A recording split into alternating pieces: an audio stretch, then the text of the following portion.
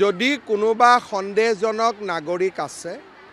প্ৰত্যেক ভাৰতীয় নাগৰিকে 6 number 7 number 8 number form fill up কৰি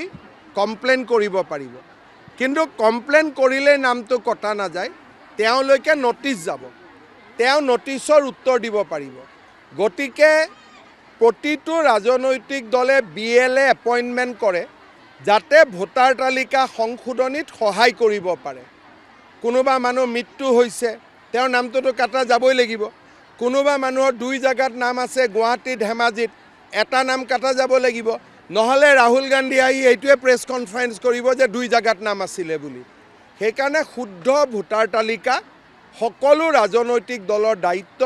মইতো কংগ্ৰেছকো আহ্বান জনাম যে আপোনালোকেও যদি কোনোবা মৃত মানুহৰ নাম ভোটাৰ লিষ্টত আছে আপোনালোকেও নামবিলাক কটোৱাত চৰকাৰক সহায় কৰক বিজেপিৰ এজেণ্ডাই শুদ্ধ ভোটাৰ তালিকা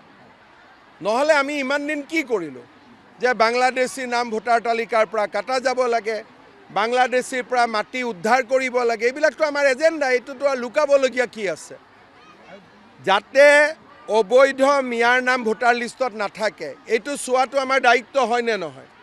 অবৈধ মিয়াৰ দখলত যাতে মাটি নাথাকে এইটো চোৱাটো আমাৰ কাম হয় নে নহয় এইবিলাকতো আমাৰ দায়িত্বই আৰু এইবিলাক কাম কৰিবৰ কাৰণেতো মানুহে আমাক ভোট দিছিলে